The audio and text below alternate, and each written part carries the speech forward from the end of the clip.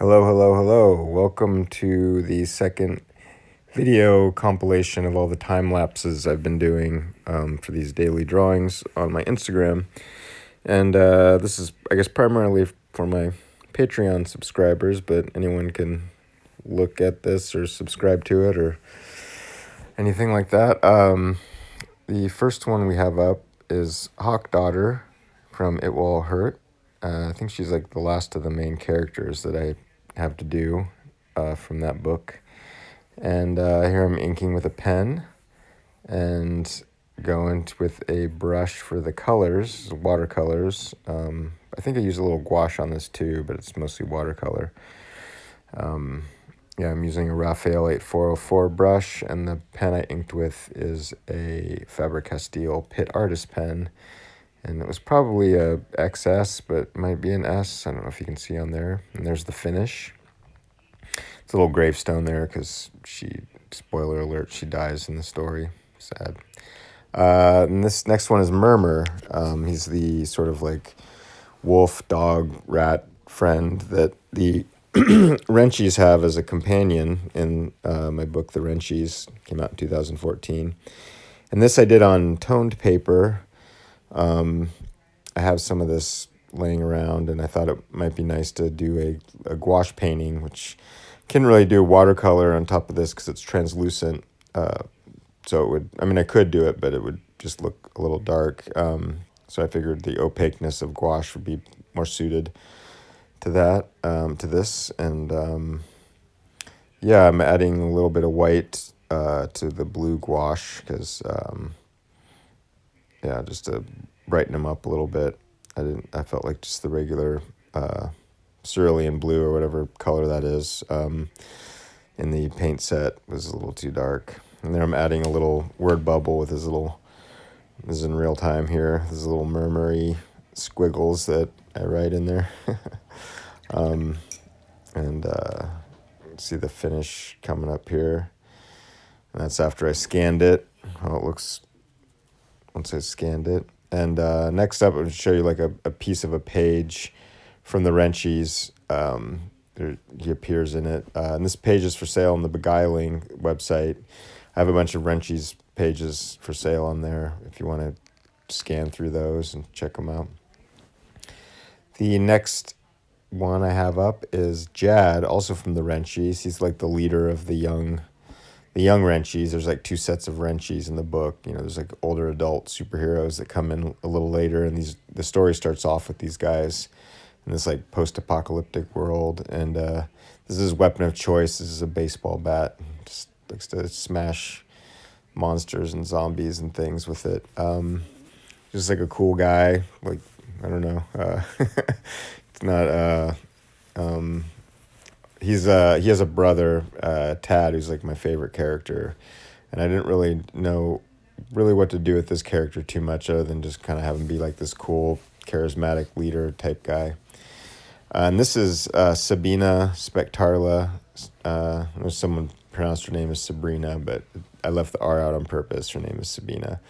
You can kind of see a lock of my unwashed hair there in the foreground. Sorry about that. But here I'm inking with a Faber-Castell Pitt pen again. On the Murmur drawing, I just went straight with a brush. I didn't ink it or anything. I just painted it. But I prefer working with kind of lining it out first with a pen so I know where everything's going. And I don't know, makes it easier. Here's the finish of her.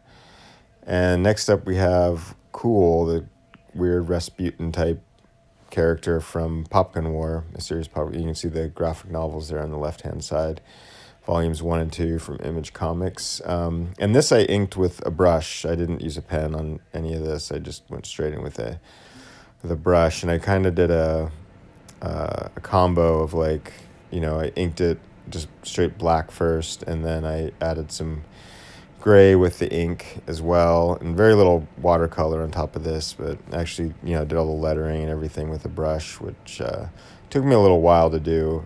Just the paper I'm using is really porous, and it's not Bristol. It's some kind of, I guess, sort of cheap, flimsy watercolor paper. I don't even know what brand it is.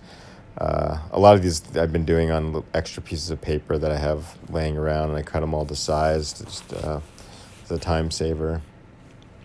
And here now adding some washes and tones to it, and this is the finished scan version of it. It's this sort of tortured, weird, I guess he's kind of a villain character, just kind of, he's got some issues. And here's a page from Popkin War, the second volume, so I just kind of like the way it looked, so I threw it in there. The next character we have is the Petite Investigator from It Will Hurt, and he can kind of shrink himself and his little steed there, and he's good at sword fighting, fencing, and he can grow large too. I'm not oversized, but he can become normal sized. But he spends most of his time in the micro version of himself. And I really like this guy. He doesn't have a whole lot of lines or scenes, action scenes in the book, but there's one good scene where he fights a rat, Stinky Simon, and kind of kicks his ass. So that was fun to draw. And I was really happy with the way this one came out. This one and the Jad and Sabina I was really stoked about.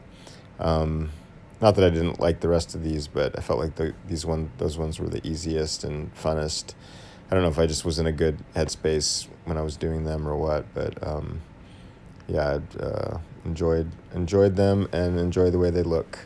And this is a spread cover of It Will Hurt issue 3, which is in the trade. You can get it from Image Comics of It Will Hurt. And yep, the next one we're doing is Gristo. He's the sort of cat narrator character from It Will Hurt. He also pops up in Proxima Centauri.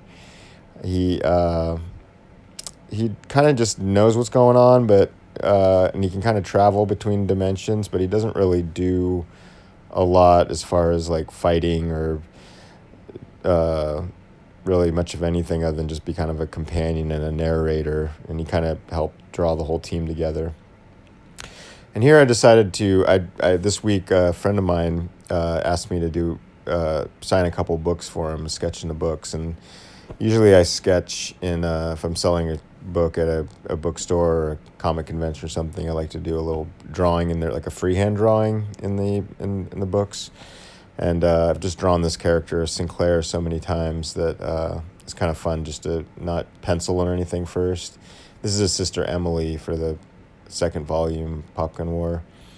And yeah, again, I'm just like totally just freehanding with one of these Faber-Castell Pitt pens. And I make a lot of mistakes and mess up, but I just kind of keep going and just kind of work with what I got, because I don't can't erase, and the whole idea was to not spend too long on these, or just wanted to get it down on paper. And I think there's like a nice quality to it when I just do freehand drawings too, rather than be too fussy with the pencils. And this was a request from someone on my Patreon to do a koala, and I just took a picture off the internet, and I didn't know who the photographer was or anything, but I just found this picture, and I flipped it, reverse angle, and I changed like the branch she was laying onto, like sort of an Australian flag themed type pole. And yeah, I don't know, it's kind of a mixed media thing. And then here's another Gristo from It Will Hurt. I actually had two Patreons asked me to do them around the same time, so that's why I don't usually like to repeat the characters in this sequence. I want to try to get all of them drawn first before I start repeating any. But I like drawing this guy, and it just seemed kind of like, well, the person didn't know that the other person requested it, so I just decided to do 2 versions of him. I kind of like the way the second version came out a little better. Where the first version, I just painted it. I didn't do any line art at all first. It was just all gouache painting. And this, I decided to do a line drawing first and paint over the Pitt pen. And I think I like the way this one came out a little more. The other one's a little cuter, and his head's a little bigger. But this feels more like this character. the cat character in this drawing than the other one does to me. And the last one we have is Herzog Duke, the scientist from the Wrenchies. And I've already done another version of the scientist in his human form from Proxima Centauri, which actually takes place before the Wrenchies, but came out just last year. The Wrenchies came out in 2014. Proxima Centauri came out in 2019.